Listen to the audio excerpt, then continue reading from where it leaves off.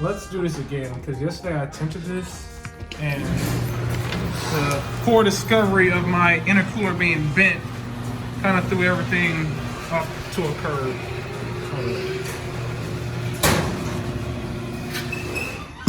Alright. Kinda had to make a script too, because I completely, it's pretty much been about a year. Whoa, it's kind of cool now. I mean, whoa. Might just have to rock a hoodie today. It's been about a year since this car's been back in my possession, almost entirely, give or take a few weeks maybe. Where I lived prior, I had a garage that was for this car, and I had one for this one, but since this one was gone, the Lincoln took that up, and even up until I moved in here, the Lincoln also stayed in here because, you know, the Eclipse was gone. But now that it's back, side note, look how much thicker she is compared to the Vet. I mean, obviously, but the way it has to fit into the garage, yeah, it's not even like comparable. Like, I need a clear shot to back out, and even then it still feels sketchy because of how wide the rear tires are. They come in so much contact. They don't come into contact, but they're pretty freaking close to coming into the side rails of the garage. Where the Vet, obviously, is a slimmer car, but these are issues that I don't have to concern myself with. Okay, so back to what I was saying.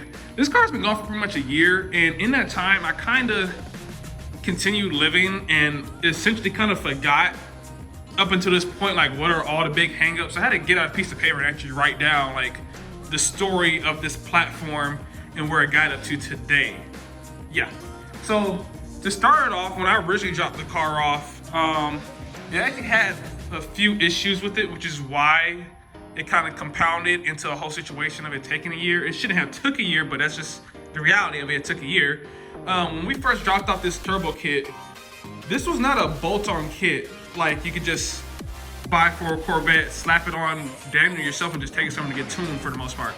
This is something that had to be pretty much custom made from the ground up, even though it was already custom made. So the downpipe didn't fit properly. The charge pipes didn't fit properly. I don't know if I'm using that word right. The downpipe going into the pipe that arcs over the front axles didn't fit properly. Of course, none of the intercooling piping fit because it was universal. We gotta get this to fit. You kind of get where I'm going with this. A lot of this wasn't stuff you could just plug into a car off rip. You had to adjust it and modulate it to what you need to fit onto this car. So that's what took so long. A lot of stuff had to be tweaked to get it to fit properly. But because of that, that takes more time and effort instead of just throwing something on. So once that was realized, a lot of stuff kind of fell behind. And then shortly after that, the tuning platform that Michael uses, if anyone knows who Michael is the guy who pretty much, from my understanding, designed the whole tuning software Fastworks from the ground up for you to tune on your stock ECU. Well, as you can imagine, Michael's an incredibly hard guy to get a hold of, and of course that took months to iron out pretty much what this car needed for its tuning platform. I don't remember specifically what was taking so long, but you had to get like a specific code for your VIN number, then you have to get the boost platform, and then you got to pay extra for that boost templates and stuff like that. Then it has to be made to your car. So long story short, like I said, all that took a couple months. But once that lined up, then it fell back on the mechanic. But at that point, the car had sat for so long,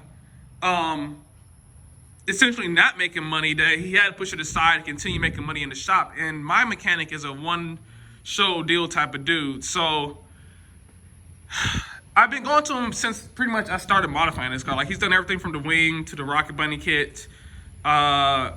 He's pretty much built this car for me. So it wasn't like I'm gonna just throw him to the curb like, oh no, you upset me, give me my car back. So I had to lean into what was going on for his own situation. But once that cleared up, the tuning finally caught up. And the car pretty much fell completely back onto the mechanic at that point to get taken care of. But at this point now, he was facing like health issues. He was getting sick. He was hurting himself. Again, he's the only person working at the shop. So a lot of work he does, he's a one-man army. So a lot of work he does is all on him. So the shop fell even further behind on its stability as far as finances go. And that, again, pushed the Eclipse in a further downfall as far as like its completion time. months go, and at this point, we get about, I don't know, 6 months in, like 0 updates. Like there's no updates for the Eclipse at all. And at this point, I already had the vet for about 8, 7-ish months. And this is an awesome car, don't get me wrong. Like I said, the one thing I love most about it is that everything's so readily available, from tuning to performance to cosmetics. It's just there, you know, it's not, there's no middle person, if that makes sense. Whereas this, as unique and crazy as it is, oh my God, it's such a pain in the butt to get anything unique done to it. But I guess that in its own way makes it stands out. But where was I going with that? Let me backtrace again. Oh, so I finally put my foot down and let him know, like, hey man, you know, it's been a while. You know, I love you and stuff, but I need some type of update with the Eclipse. And of course, he reached back out. I feel you, man. I understand. I know it's been a long time, the updates. Let me get something cracking for you. So probably like, I don't know, a few days, a week after that, he's able to get the car back into like a full grind mode, and he just starts going to town on it. And piece by piece, it starts coming together way further than it did before. So prior to him finishing it up, all he had did was get this downpipe to fit perfectly against the rest of my piping. So it deleted my third cat, and he got everything to fit up properly. He replaced the CV axle. I had an air leak coming out my rear. It's very subtle. What else did he do in that time frame? I think he had got the intercooler mounted. Yeah, the intercooler was already mounted almost right away. But once he got done, he finished running all the lines for the turbo, getting the turbo set, using my short ram as the intake for the turbo itself. We got the MAP 3 installed. We installed blue injectors, which are discontinued now. I think they're 565 cc's. We got a bunch of heat shielding also wrapped around. We got the we got a lot of the gauges installed. It was just a matter of tying everything together. We got the whole piece of the car operating together. Guys, you guys are gonna beat me up for this, but I always get these guys confused. So I'm gonna say blow valve, wastegate.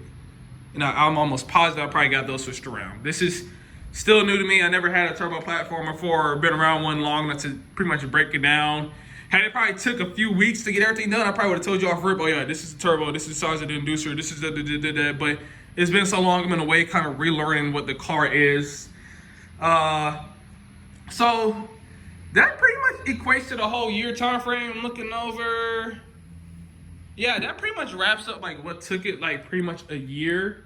So going forward now, the current hiccups are the car seems to be in some type of limp mode. It won't let me go over 2,000 RPMs. I'm currently working with the tuner to get everything figured out so the car can, you know, drive again, and we can go on to the next stage of the build. If you know, you know. If you don't, you'll know soon enough. But the most recent thing I physically had to do was get this AFR gauge. It is not focusing. There we go. Getting my AFR gauge pinned into my OBD2 ports. When we got the car back from the shop, that wasn't done, and we didn't know it needed to be done. But that is how the tuner is able to remotely see what your AFR is doing, and I guess clock it in general, because it picks up the voltage in the tuning software, and he's able to calculate it with some algorithm, and it's able to tell him pretty much what this gauge is seeing at all times while the car is running.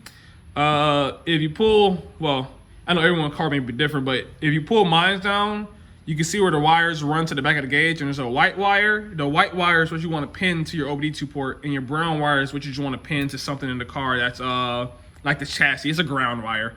And once that's done, like I said, the computer's able to read what this gauge is seeing. I'm making that sound very simple. I mean, it is very simple, but if you have any questions about that, if you're going turbo, let me know and I'll better explain like pretty much where you need to put those wires or what's going on with that.